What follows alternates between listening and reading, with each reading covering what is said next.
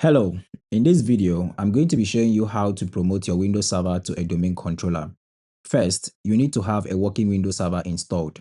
If you don't have a working Windows Server or you don't know how to set one up, check out my previous video where I explain how to install and configure a Windows Server on AWS. If you already installed a Windows Server using a hypervisor like UTM, VMware, or VirtualBox, that works too. You can still follow along without any issue. So, this is the page you'll be working from, the Server Manager. To open it, click the Windows Start menu and you will see it right here. Now, I want to quickly confirm the name of this Windows Server. To confirm the name of this computer, I'm going to open the command prompt and type this command. This is the name of the computer. Right now, it still has the default computer name, which is mod235. Let's go back to the Server Manager. Now, I'm going to add a role, and the role we need is the Active Directory Domain Service role. You can click the Manage option here and add it from there, or you can also use this option right here. I'm going to click this one over here. On the Before You Can Begin page, you can quickly read through the information. Once you are done, click Next. For the installation type, select role-based or feature-based installation, then click Next. For server selection, the current server is already selected by default. Now, this is the section where we are going to add the role that will allow us to promote this Windows Server to a domain controller using Active Directory Domain Service. With the second option here, I'm going to check the box that says Add features that are required for Active Directory Domain Services. These are additional features that come along with the Active Directory Domain Services role, and they are required for it to work properly. So, we want to include them. Go ahead and click Add Features. This is it, Active Directory Domain Services.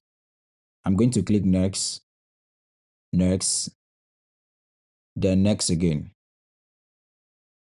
I'm going to check the box that says Restart the destination server automatically if required. Then I'll click Next. After that, I'll click Install. Take note, we haven't promoted this server to a domain controller yet. This is just the first step, installing the necessary role. The actual promotion to a domain controller comes after this process is completed. Now the installation is complete. I'm going to click the flag icon with the warning sign. This is where we actually promote the server to a domain controller. So I'm going to click Promote this server to a domain controller. The first option here is Add a domain controller to an existing domain. The second option is Add a new domain to an existing forest. And the third option is Add a new forest. This is a brand new Windows server and no domain controller has been configured on it before. Since this is the first setup, I will select the third option, Add a new forest. Now I will enter the domain name ensign.local, then click Next. I will set a strong password. Keep in mind, if you set a weak password, the setup will fail because it must meet the domain controller password policy. I will enter my secure password and continue. At this point, I may see a warning message saying, a delegation for this DNS server cannot be created because the authoritative parent zone cannot be found. I am going to ignore that warning and click Next. For the NetBIOS name, it shows Engine. I will leave it as it is and click Next. You can change it if you want to, but the default is usually fine. I'm going to ignore this warning and click Install, then wait for the DNS installation to complete. Also, remember I enabled the option to restart the server automatically if required, so the system will reboot on its own after installation. At this point, the session gets disconnected.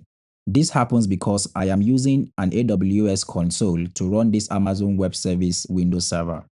So I will need to reconnect after the restart. Now, the installation is complete. Let's quickly confirm the name of this computer. Earlier, it was mod235. So I'm going to check the name to see if it has changed to something related to a domain controller. I'm going to open the command prompt and type this command. It now shows Ensign, which means that the server has successfully been renamed and is now part of a domain setup. At this point, my Windows server has been promoted to a domain controller. In the next videos, I'll be adding users and computers and also applying group policies to manage them. Thanks for watching Tech with More.